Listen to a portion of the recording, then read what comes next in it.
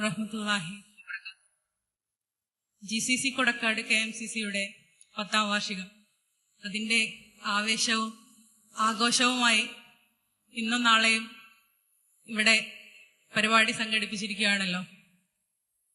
GCC Kodakkad KMCC എന്ന് പറയുമ്പോൾ അതിനെ ഏത് രീതിയിൽ നിങ്ങളെ മുന്നിൽ അവതരിപ്പിച്ചാലും സന്തോഷം മാത്രം ഉണ്ടാവുന്ന കാര്യമാണ്.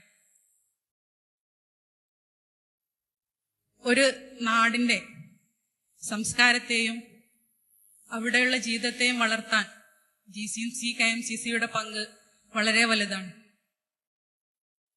ഒരു മനുഷ്യനെ സംബന്ധിച്ചിടത്തോളം അവന്റെ ഏറ്റവും വലിയ ഒരു കാര്യം എന്നത് മറ്റൊരാളുടെ പ്രാർത്ഥനയിൽ ഉൾക്കൊള്ളുക എന്നതാണ്. അതെന്തായാലും GCC കൊടക്കാട് KMCCക്ക് ഉണ്ടാകും എന്ന കാര്യം ഉറപ്പ്.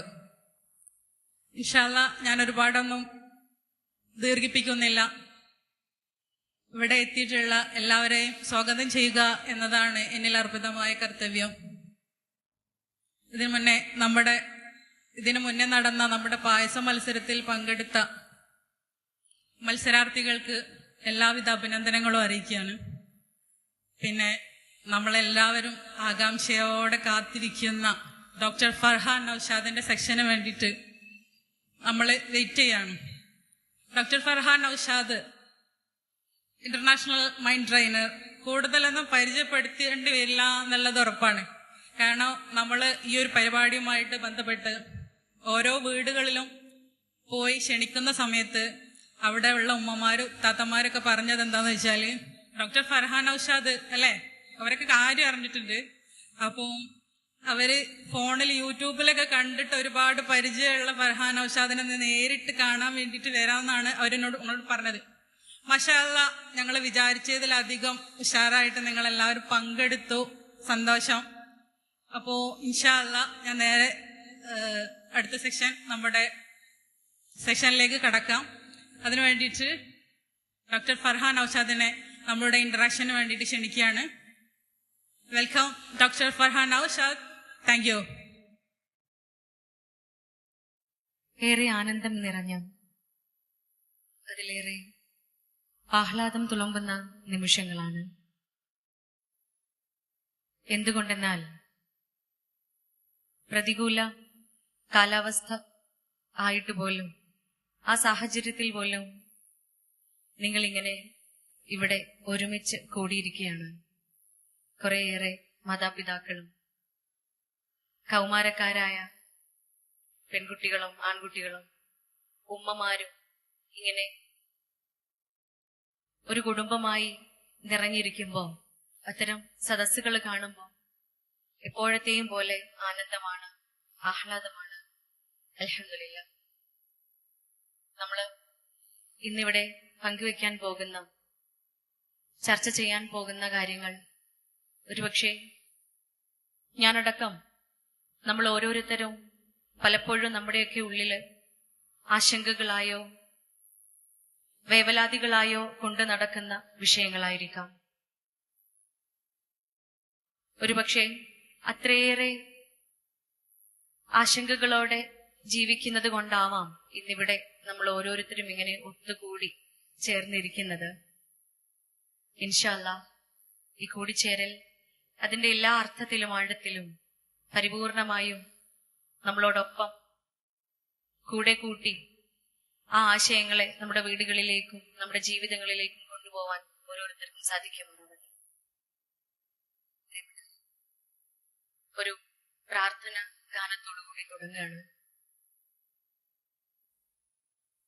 ആലം ദയാലുവായി ദാക്ഷിണ്യശാലിയായി വാഴുന്നോരീശ്വരൻ തിരുനാമത്തിൽ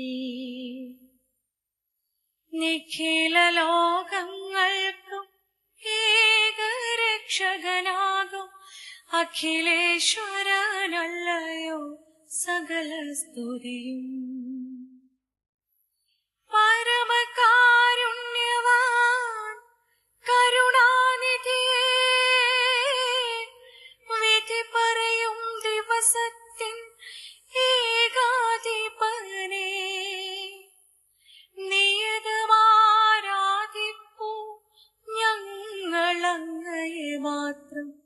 സതതം സഹായമർപ്പിപ്പതും തിരുമുൻപിൽ.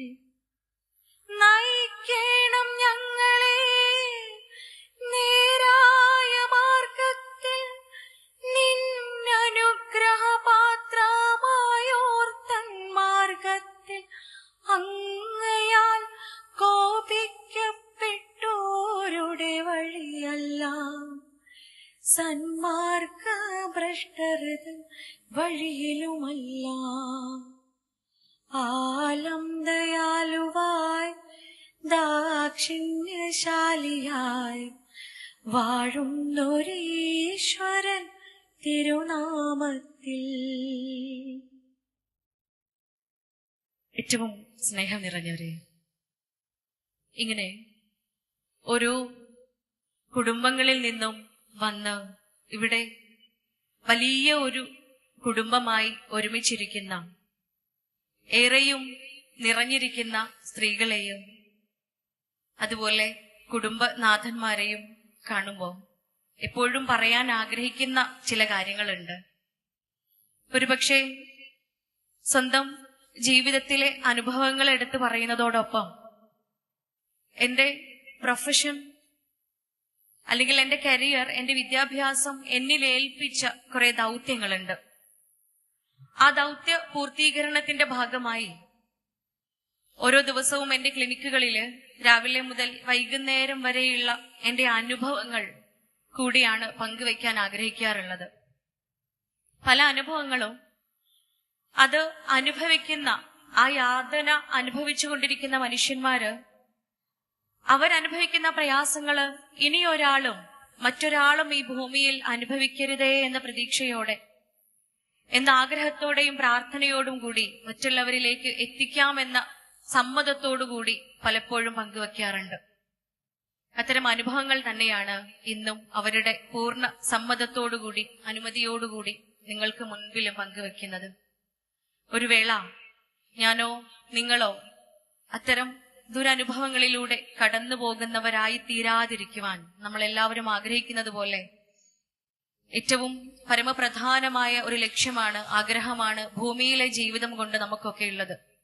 ഒരുപക്ഷെ അത് പരലോകമോക്ഷമാണ് എങ്കിലും ഈ ഭൂമിയിൽ ജീവിക്കുമ്പോൾ നമ്മളെല്ലാവരും ആഗ്രഹിക്കാറുണ്ട് സ്വസ്ഥവും സമാധാനപൂർണവുമായ ഒരു ജീവിതം, സന്തോഷവും ആനന്ദവും നിറഞ്ഞ, കണ്ണിന് കുളിരേകുന്ന ഒരു ജീവിതം എനിക്കും എന്റെ കുടുംബത്തിനും, ഞാൻ അറിയുന്നവർക്കും, എന്റെ കുടുംബാംഗങ്ങൾക്കും, എന്റെ അയൽപക്കക്കാർക്കും, എന്റെ നാട്ടുകാർക്കുമെല്ലാം ഉണ്ടാവേണമേ എന്ന് ആത്മാർത്ഥമായി പ്രാർത്ഥിക്കുന്നവരാണ് നമ്മൾ. പ്രിയപ്പെട്ടവരെ, പ്രാർത്ഥനയോടൊപ്പം അതൊരു പ്രയത്നമായി കൂടി മാറ്റണമേ എന്ന പ്രതീക്ഷയാണ്, ആശയാണ് ഇവിടെ പങ്കുവെക്കപ്പെടുന്നത്. കഴിഞ്ഞ ദിവസം എന്റെ ക്ലിനിക്കിൽ ഉണ്ടായ ഒരു അനുഭവം വച്ചിട്ടാണ് ഞാനിവിടെ പറഞ്ഞു തുടങ്ങുന്നത്. അതിന്റെ മുമ്പേ 7 വർഷങ്ങളായി ഞാൻ എന്റെ ക്ലിനിക്കൽ ലൈഫ് തുടങ്ങിയിട്ട്, ഡോക്ടറായി കോഴ്സ് കഴിഞ്ഞും കെംസിറ്റി മെഡിക്കൽ കോളേജിൽ നിന്നും ആയുർവേദിക് മെഡിസിൻ കഴിഞ്ഞ് ഇറങ്ങി ഉടനെ തന്നെ ക്ലിനിക്ക് ഇട്ടിട്ടുണ്ടായിരുന്നു. അന്നു മുതല് എന്നെ പോലെയുള്ള മനുഷ്യന്മാര്, മജ്ജയും മാംസവും വികാര വിചാരങ്ങളും ചിന്തയും ഒക്കെയുള്ള ആളുകള് അവരുടെ പ്രയാസങ്ങളും പ്രശ്നങ്ങളും ഒക്കെ ആയിട്ട് ക്ലിനിക്കിൽ വരും. അന്നു മുതലുള്ള അനുഭവങ്ങളിൽ നിന്നും പലപ്പോഴും എന്റെ ഉള്ളില് എനിക്ക് തോന്നാറുള്ള, ഞാൻ ചിന്തിക്കാറുള്ള, ഞാൻ മനസ്സിലാക്കിയെടുത്ത ഒരു കാര്യമുണ്ട്. നമുക്ക് ഓരോരുത്തർക്കും, ഒരുപക്ഷെ നമ്മൾ ഓരോരുത്തരും, ഞാനും നിങ്ങളും ഒക്കെ പലതുകൾ കൊണ്ട് അനുഗ്രഹിക്കപ്പെട്ടവരാണ്. അത് പലതാണ്. ഒരുപക്ഷെ ആരോഗ്യം കൊണ്ട് അനുഗ്രഹിക്കപ്പെട്ടവരാവാം നമ്മൾ, സമ്പത്ത് കൊണ്ട് അനുഗ്രഹിക്കപ്പെട്ടവരാവാം, സ്ഥാനമാനങ്ങൾ കൊണ്ട് അനുഗ്രഹിക്കപ്പെട്ടവരാവാം, പേരും പ്രശസ്തിയും കൊണ്ട് അനുഗ്രഹിക്കപ്പെട്ടവരാവാം, കുടുംബ മഹിമ കൊണ്ട് അനുഗ്രഹിക്കപ്പെട്ടവരാവാം. ഇങ്ങനെ പല വിധേയനയാൽ അനുഗ്രഹം ചൊരിഞ്ഞവരാണ്, അനുഗ്രഹിക്കപ്പെട്ടവരാണ് ഞാനും നിങ്ങളും ഒക്കെ. ദൈവത്തെ സ്തുതിച്ചുകൊണ്ട് തന്നെ പ്രിയപ്പെട്ടവരെ, ഈ അനുഗ്രഹങ്ങളെല്ലാം പടച്ചോൻ ദൈവം നമുക്ക് നൽകിയ ഈ ഓരോ അനുഗ്രഹങ്ങളും ആ അനുഗ്രഹങ്ങളുടെ അതേ അർത്ഥത്തിലും ആഴത്തിലും നമുക്കെല്ലാവർക്കും ആസ്വദിക്കേണ്ടതുണ്ട്. അപ്പോഴാണ് അതിന് അനുഗ്രഹം എന്ന് പറയാൻ പറ്റുള്ളൂ. നമുക്കെല്ലാവർക്കും അത് എന്താണോ എനിക്ക് നൽകിയ അനുഗ്രഹം, എന്തുകൊണ്ടാണോ ഞാൻ അനുഗ്രഹിക്കപ്പെട്ടത്, അതിനെ എനിക്ക് പൂർണ്ണമായും ആസ്വദിക്കാൻ പറ്റേണ്ടതുണ്ട്. ഈ ആസ്വാദനം അതിനെ അതേ അർത്ഥത്തിലും ആഴത്തിലും നമുക്ക് ആസ്വദിക്കാൻ സാധിക്കണമെങ്കിൽ, അതൊരു അനുഗ്രഹമായിക്കൊണ്ട് ദൈവത്തെ സ്തുതിക്കുവാൻ നമുക്ക് സാധിക്കണമെങ്കിൽ, പ്രിയപ്പെട്ടവരെ, നമ്മുടെയൊക്കെ കുടുംബാന്തരീക്ഷം, നമ്മുടെയൊക്കെ കുടുംബത്തിനുള്ളിലുള്ള അവസ്ഥ, അത് ഏറ്റവും സമാധാനപൂർണവും ഏറ്റവും ആഹ്ലാദകരവുമായി തീരേണ്ടതുണ്ട്.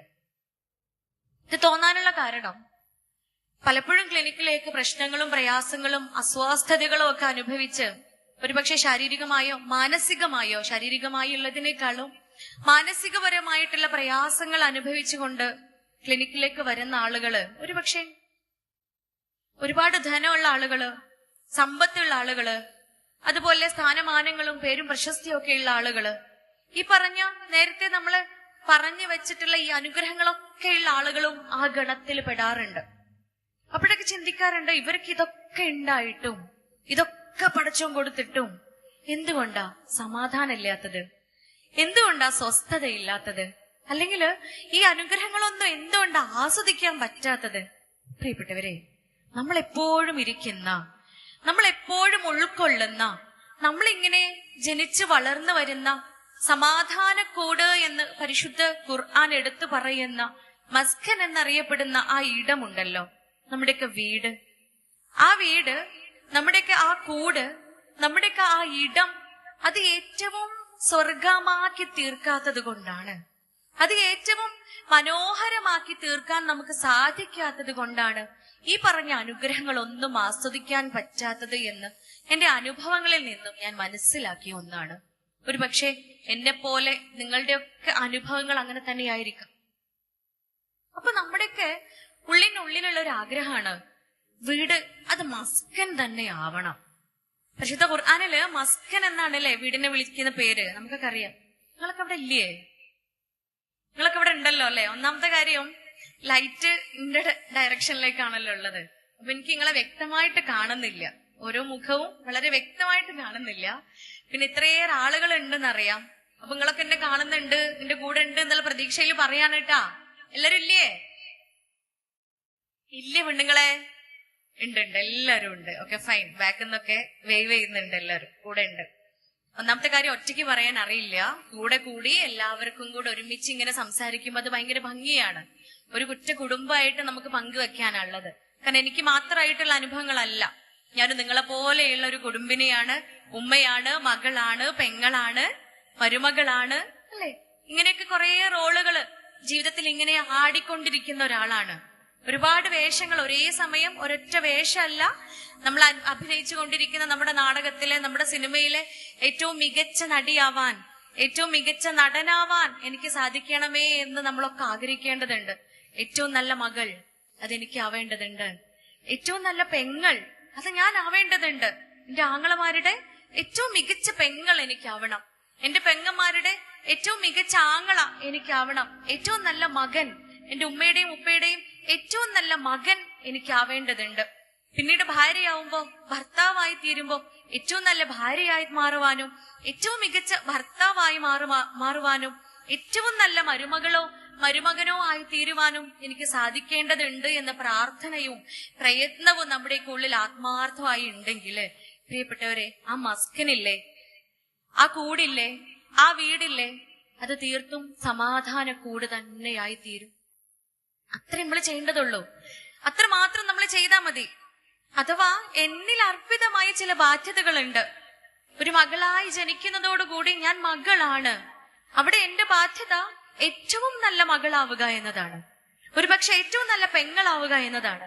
ഞാൻ ഭാര്യയായോ മരുമകളായോ മാറ്റം ചെയ്യപ്പെടുമ്പോ, ആ ഒരു ലെവലിലേക്ക് എനിക്ക് അപ്ഗ്രഡേഷൻ സംഭവിക്കുന്ന സമയത്ത്, മാറ്റം കിട്ടുന്ന, സ്ഥാനക്കയറ്റം കിട്ടുന്ന സമയത്ത്, ആ സ്ഥാനത്തിലും ഞാൻ ഏറ്റവും മികച്ചവളാവാൻ ശ്രമിക്കുമ്പോ നമ്മുടെ ഇടം അത് സമാധാന കൂടായി തന്നെ മാറാണ്. ഭൂമിയില് ഏറ്റവും സമാധാനമുള്ള ഇടം എന്നാണ് മസ്കനിന്റെ അർത്ഥം. സമാധാനമുള്ള ഇടം എന്നല്ല, സമാധാനമുള്ള ഇടം എന്നല്ല പറഞ്ഞിട്ടുള്ളത്, ഏറ്റവും സമാധാനമുള്ള ഇടം. ചിന്തിച്ചു നോക്കൂ, അതെവിടെയല്ല, അത് മറ്റെവിടെയുമല്ല. ഞാൻ ഇരിക്കുന്ന, എനിക്ക് ഏറ്റവും പ്രിയപ്പെട്ട എന്റെ ഇണയുള്ള, എനിക്ക് ഏറ്റവും പ്രിയപ്പെട്ട എന്റെ മാതാപിതാക്കൾ ഇരിക്കുന്ന, എനിക്ക് ഏറ്റവും പ്രിയപ്പെട്ട എന്റെ മക്കൾ ഇരിക്കുന്ന, എനിക്ക് ഏറ്റവും പ്രിയപ്പെട്ട എന്റെ കുടുംബാംഗങ്ങൾ ഇരിക്കുന്ന ആ കൂടാണ്, ആ വീടാണ് എന്ന് പറഞ്ഞു വെക്കുമ്പോ അതിനെ ഇത്രയേറെ മനോഹരമാക്കി മാറ്റുവാൻ ഞാൻ എന്തെല്ലാം ചെയ്യേണ്ടതുണ്ട്? അതിനെ കുറിച്ചാണ് കുറഞ്ഞ സമയം കൊണ്ട് നമ്മളിവിടെ ഡിസ്കസ് ചെയ്യാൻ പോകുന്നത്. ഇൻഷാ അല്ലാഹ് അതേ അർത്ഥത്തിലും ആഴത്തിലും നമുക്ക് എല്ലാവർക്കും ഉൾക്കൊള്ളുവാനും, ഇവിടെ നിന്ന് പിരിഞ്ഞു പോകുമ്പോ ഭക്ഷണമൊക്കെ കഴിച്ചിട്ട് നമ്മൾ പോവൂലേ, ഇതൊക്കെ കഴിച്ചു പോണ സമയത്ത് ഇവിടെ ഈ പന്തലിനുള്ളിൽ തന്നെ വലിച്ചെറിഞ്ഞു പോവാതെ നമ്മുടെ വീടകങ്ങളിലേക്കും നമ്മുടെ കൂടെ കൂട്ടി കൊണ്ടുപോകാൻ നമുക്ക് സാധിക്കുമാറാവട്ടെ ഇൻഷാ അല്ലാഹ്. പ്രിയപ്പെട്ടവരെ, ഒരിക്കൽ കൂടി ഞാൻ എന്റെ അനുഭവത്തിലൂടെ കടന്നു പോവാണ്. കുറച്ചു കാലങ്ങൾക്ക് മുൻപേ എന്റെ ക്ലിനിക്കിൽ വന്ന ഒരു കേസാണ്. ഒരു മോനെയും കൊണ്ട് ഉമ്മയും ഉപ്പയും ക്ലിനിക്കിൽ വരികയാണ്. പ്രശ്നം എന്താന്ന് വെച്ചാല് +2 കഴിഞ്ഞ മോനാണ്. ഈ മോനെ ഉമ്മ എവിടേക്കും പറഞ്ഞേക്കൂല, എങ്ങടും വിടൂല. വീടിന്റെ ഉള്ളിൽ അടച്ച് പിടിച്ച് ഉമ്മാന്റെ കസ്റ്റഡിയില്, ഉമ്മാന്റെ ചിറകിനുള്ളിൽ ഇങ്ങനെ ഒളിപ്പിച്ച് വെച്ചിരിക്കുകയാണ്. കുഞ്ഞിനെ എവിടെയും പോവാൻ സമ്മതിക്കൂല.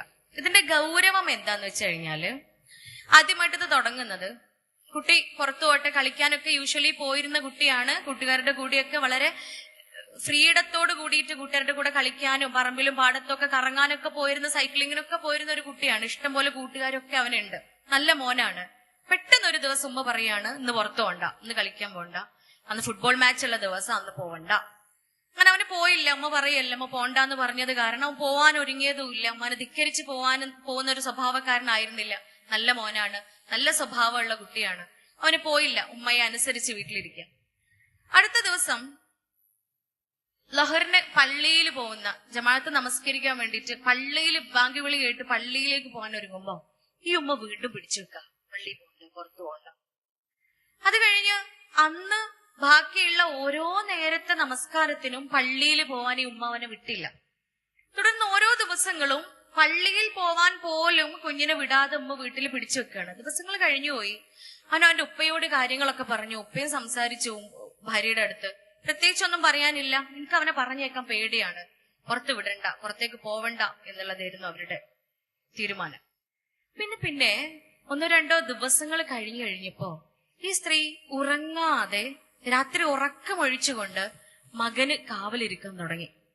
മോൻ ഉറങ്ങുന്ന റൂമിന്റെ വാതിലിന്റെ പുറത്ത് ഉമ്മ ഇരിക്കുകയാണ്. അവൻ എവിടെയെങ്കിലും പോകുന്നുണ്ടോ, അവന് വീട്ടിൽ നിന്ന് പുറത്തിറങ്ങുന്നുണ്ടോ, അവൻ ആരെങ്കിലും കാണാൻ വരുന്നുണ്ടോ, അവൻ എവിടെയെങ്കിലും ആരെങ്കിലും കാണാൻ പോകുന്നുണ്ടോ. വല്ലാത്തൊരു ബേജാറ്, വല്ലാത്തൊരു ടെൻഷൻ, വല്ലാത്തൊരു ആങ്സൈറ്റി ഉമ്മാക്ക്. അങ്ങനെ ഇത് ചികിത്സ തേടേണ്ട ഒന്നാണ് എന്ന് മനസ്സിലാക്കിയതിന്റെ അടിസ്ഥാനത്തിലാണ് ആ ഉമ്മയെയും കൊണ്ട് മകനും അവന്റെ ഉപ്പയും കൂടി ക്ലിനിക്കിലേക്ക് കൗൺസിലിങ്ങിന് വരുന്നത്.